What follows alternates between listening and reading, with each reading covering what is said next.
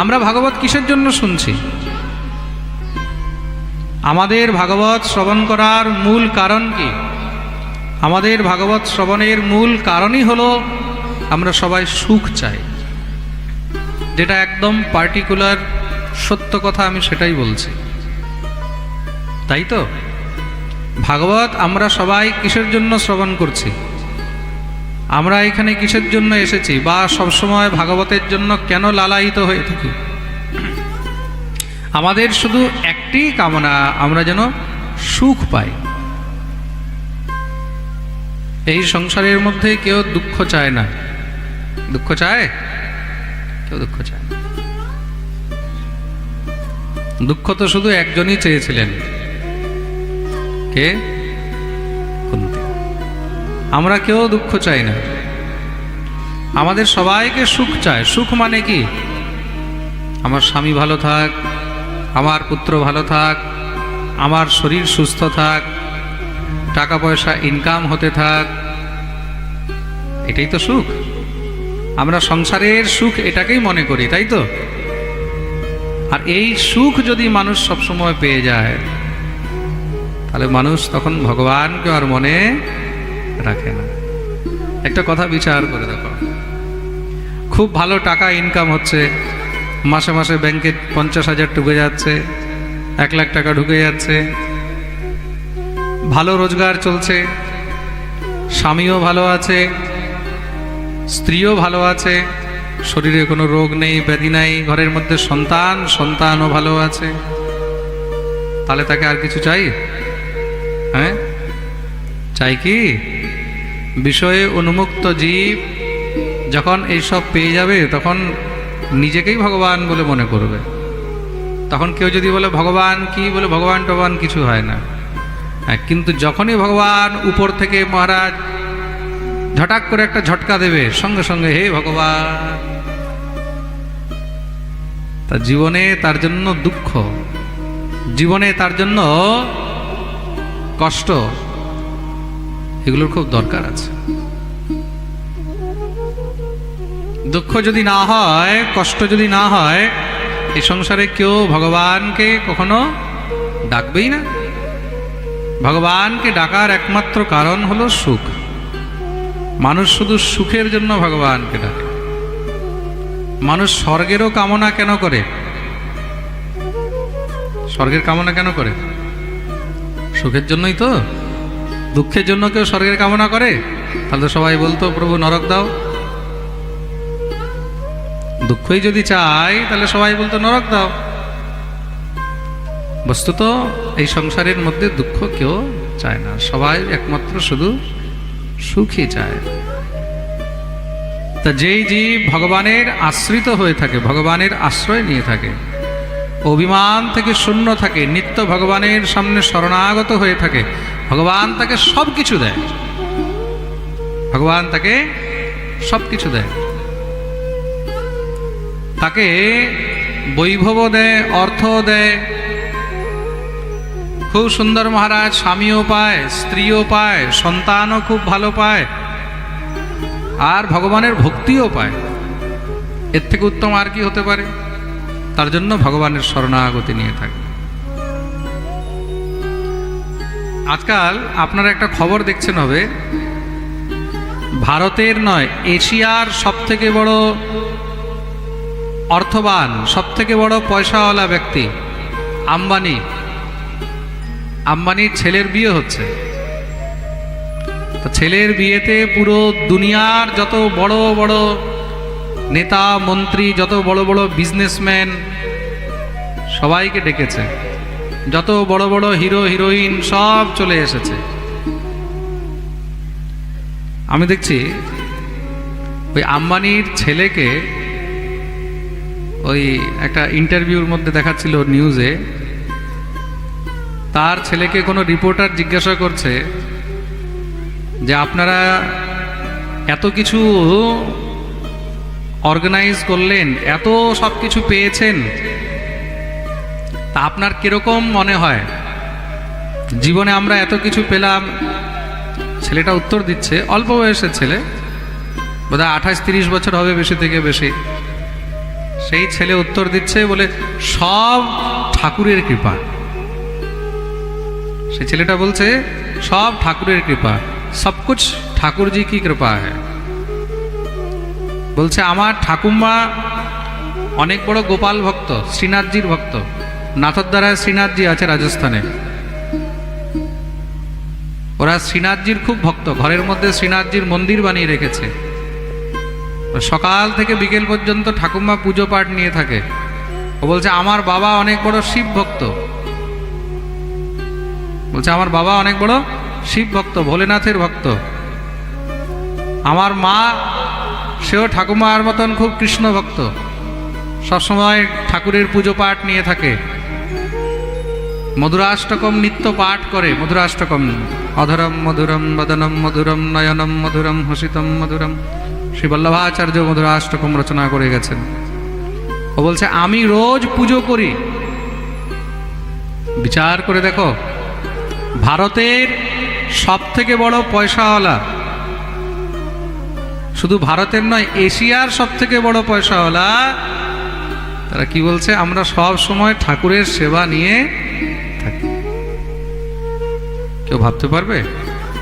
আর আমাদের কাছে 2-4 আর 10 লাখ টাকা চলে আসলে তখন আর আমরা মানুষকে মানুষই মনে করি না। একটু ভালো ঘর হয়ে গেল, বাড়ি হয়ে গেল, গাড়ি হয়ে গেল, তারপরে আমরা বলি কে ভগবান, কিসের ভগবান। এই সংসারের মধ্যে যারা উপলব্ধি পেয়েছে তারা ঈশ্বরের চরণ ধরেই পেয়েছে। আমি অনেক বছর আগে দ্বারকা পাঠ করতে গেছিলাম, মনে হয় 2010 বা 11-র কথা হবে। দ্বারকা যখন আমি পাঠ করতে গেছি, দ্বারকার মধ্যে পাঠ করতে গিয়ে আমি দেখছি দ্বারকাধীশ মন্দিরের কাছে সারদা পীঠ আছে। ওই সম্পূর্ণ সারদা পীঠের নির্মাণ ধীরুভাই আম্বানি করেছেন, মুকেশ আম্বানির বাপ ধীরুভাই আম্বানি সম্পূর্ণ সারদা পীঠ মন্দিরের নির্মাণ করেছেন, যেটা 2000 বছর পুরানো পীঠ। জগৎগুরু শঙ্করাচার্য যার স্থাপনা করে গেছেন, ওটা পুরো ভেঙে গেছিল, নষ্ট হয়ে গেছিল, সুন্দর করে কোটি কোটি টাকা খরচ করে বানিয়ে দিয়েছে। আমাদের বৃন্দাবনে মথুরার মধ্যে গিয়ে প্রত্যেক বছর তারা যমুনার মধ্যে মা যমুনার পুজো করে, মা যমুনাকে বস্ত্র অর্পণ করে, মানে ঘাটের এই পার থেকে নিয়ে ওই পার পর্যন্ত পুরো কাপড় দিয়ে যমুনাকে বস্ত্র পরানো হয়, ওটাকে চুনরি মহোৎসব বলা হয়। তার মানে কি, এগুলো থেকেও জীবনে অনেক কিছু শিক্ষা পাওয়া যায়। তুমি ভাববে যে ভগবানকে ভুলে গিয়ে, ভগবানকে ছেড়ে দিয়ে না ভজন করব, না পূজা করব, না পাঠ করব, না ঠাকুরের নাম নেব আর সব কিছু পেয়ে যাব, এটা কখনোই সম্ভব নয়। মনে লাগবে,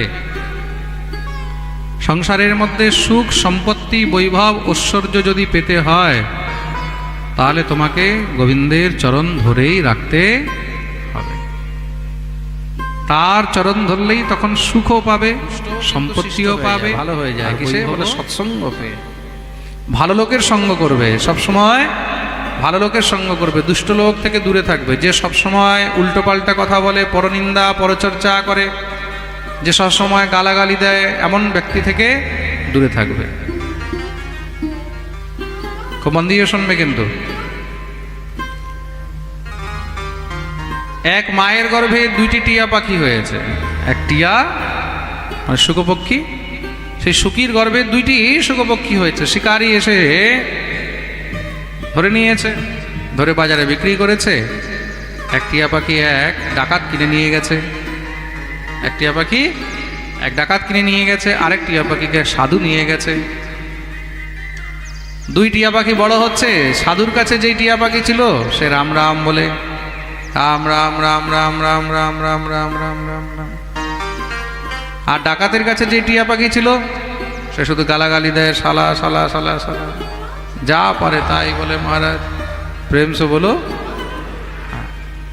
একই মায়ের 2 সন্তান, কিন্তু দুজনের স্বভাবের মধ্যে এরকম ভেদ কেন? বলে তাদের সঙ্গ যেমন ছিল তেমনি তাদের বিচার হয়ে গেছে, তেমনি তাদের ভাষা হয়ে গেছে। তদ্রূপ জেসা সঙ্গ বেসা ঢং। তুমি যেমন সঙ্গতি করবে তোমার মধ্যে আস্তে আস্তে তেমনই বুদ্ধি চলে আসবে, তোমারও ভাষা তেমনই হয়ে যাবে, তোমারও বিচার তেমনই হয়ে যাবে। প্রেম সে বলো।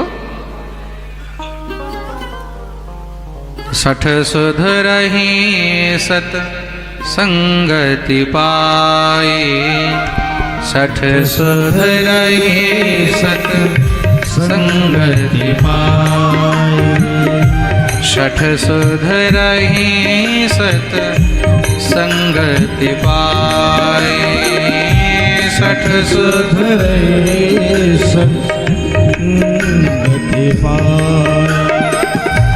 पारस परस सुधात सुहाई, पारस परस सुधात सुहाई, सठ संगति सुध रही नर पाए, सठ सुध रही सत्संगति पाए,